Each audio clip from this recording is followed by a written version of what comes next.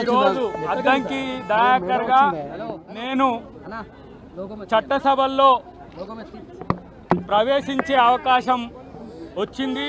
నా కష్టంతో పాటు మీడియా మిత్రుల సహకారంతో పాటు అమ్మ సోనియా గాంధీ, ఏఐసిసి పెద్దలు మల్లికార్జున ఖర్గే గారు, రాహుల్ గాంధీ గారు, ప్రియాంక గాంధీ గారితో పాటు మా ప్రత్యేకంగా మీనాక్షి నటరాజన్ గారు వచ్చినాక మా పార్టీలో మంచి మార్పులు వస్తున్నాయి. ఆమె యొక్క దీవెనలతో ఇటు మా ముఖ్యమంత్రి గారు ఇలా రేవంత్ రెడ్డి గారి ఆశీస్సులతో మహేష్ కుమార్ గౌడ్ గారు కానీ, ఉత్తమ్ కుమార్ రెడ్డి గారు కానీ, వెంకటరెడ్డి గారు కానీ మా యొక్క పెద్దలందరూ కూడా ఈరోజు నన్ను ఆశీర్వదించి చట్టసభలకు పంపించే ప్రయత్నం చేసిన మిత్రులారా, ఇక నుంచి నేను ఇన్ని రోజులు ప్రజా ఉద్యమకారుడిగా, సామాజిక ఉద్యమకారుడిగా ఈరోజు మీ ముందు ఉన్నా, కాంగ్రెస్ పార్టీ నాయకుడిగా, కార్యకర్తగా మీ ముందు ఉన్నా. కానీ ఇప్పటి నుంచి ప్రభుత్వంలో ఉండే, అధికారంలో ఉండే ఒక అధికారిగా మీ ముందుకు వచ్చినప్పటికి కూడా నేను సేవకుడిగానే ఉంటానని చెప్పి ప్రభుత్వానికి ప్రజలకు మధ్యన వారధిగా ఉంటే ప్రయత్నం చేస్తానని చెప్పి తెలియజేస్తూ ఒక ప్రత్యేక ప్రకటన నేను ఈరోజు మీ ముందుకు చేయడానికి ఇక్కడికి వచ్చిన నేను. ఎందుకంటే ప్రజా ఉద్యమంలో ఉండి ప్రజల కష్టాలు తెలుసుకున్న నాలాంటి నాయకులు కొంత సమాజం పట్ల కమిటెడ్గా ఉండాల్సిన బాధ్యత ఉందని నేను భావించి నేను నా సతీమణి నాగమణి గారు కలిసి ఒక నిర్ణయం తీసుకున్నాం. ఏంటి అని అంటే మాకు వచ్చే నగదులో 25% పార్టీ కొరకు, పార్టీ ఫండ్ కొరకు ఇవ్వాలని మేము నిర్ణయించుకున్నాం.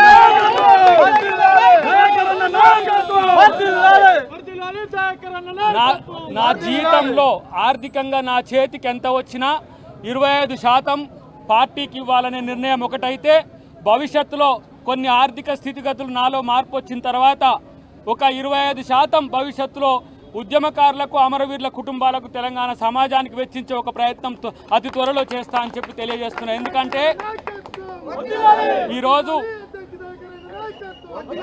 నా యొక్క సతీమణి, మా అమ్మ, మేమందరం కూడా ఒక సామాన్య దళిత కుటుంబం నుంచి వచ్చినాం. నా భార్య ఒక బంజారా లంబాడ కుటుంబం నుంచి వచ్చి, నేను దయాకర్గా మీకు ఎంతో పెద్ద ఎత్తున తెలిసి ఉండొచ్చు కాక ఒక సగటు కుటుంబంగా వచ్చినందుకు కాంగ్రెస్ పార్టీ ఈరోజు రేవంత్ రెడ్డి గారు నాకు ఈ అవకాశం ఇచ్చిన అదృష్టాన్ని నేను ప్రజలతోనే పంచుకుంటా. అన్నిటికంటే ముఖ్యంగా నేను ఎప్పుడు కూడా ప్రజలకు కట్టుబడి ఉంటా, పార్టీకి కట్టుబడి ఉంటా. పార్టీ యొక్క నిర్ణయం ఏ విధంగా ఉన్నా కూడా దానికి గతంలో కూడా కట్టుబడి ఉన్నా అని చెప్పి తెలియజేస్తూ, తెలంగాణలో ఈరోజు ప్రభుత్వం చేస్తున్న అభివృద్ధి కార్యక్రమాలను ప్రజలకు చేరవేయడంతో పాటు ఈరోజు ప్రభుత్వానికి మేము దన్నుగా, ప్రభుత్వానికి భరోసాగా ప్రభుత్వం యొక్క పథకాలను మేము తీసుకుపోయే విధంగా చేయాల్సిన బాధ్యత ఉంది. గతంలో నాకు ఎమ్మెల్యే టికెట్ రానప్పుడు బాధపడ్డ మీరందరూ కూడా ఈరోజు నా పార్టీ ఏం చేసిందో ఒకసారి గమనించండి. ఎమ్మెల్యేల ఎమ్మెల్సీగా నాకు ఈరోజు అవకాశం ఇచ్చిందంటే నన్ను ఎప్పుడు కూడా పార్టీ తక్కువగా చూడలేదు. మొట్టమొదటి సోనియా గాంధీ గారు మొట్టమొదటి సీట్ ఇచ్చిండ్రు, తర్వాత రాహుల్ గాంధీ గారు నా సీటు 2018లో ఇచ్చిండ్రు. ఇప్పుడు ఈరోజు మొత్తం యావత్ ఏఐసిసి, టీపీసీసీ కలిసి నాకు ఈ అవకాశం ఇచ్చిన అదృష్టం నాకే వచ్చింది. కాబట్టి ప్రజలందరూ కూడా ఈరోజు సంతోషంగా ఉన్నారు. వాళ్ళ ఇంట్లో అందరికీ ఏదో పదవి వచ్చినట్టుగా ఉన్నారు. కాబట్టి ఈ నమ్మకాన్ని ఒమ్ముకు చేసుకోకుండా, నేను మారకుండా పార్టీకి దన్నుగా ఉంటా అని చెప్పి విజ్ఞప్తి చేస్తూ, చివరిగా ఒక్క అంశం, రాజకీయాలు, పార్టీలు, పదవులు ఒక ఎత్తు అయితే ఏ తెలంగాణ కోసం తెగించి కొట్లాడినమో అమ్మ సోనియా గాంధీ ఆ తెలంగాణను ఇచ్చింది. ఆమె రుణం తీర్చుకోవడానికే నేను 10 సంవత్సరాల పాటు కాంగ్రెస్ పార్టీలో ఉన్నా. ఎలాంటి పరిస్థితుల్లోనైనా కాంగ్రెస్ పార్టీతో ఉండాలనే దీక్షతో ఉన్నా.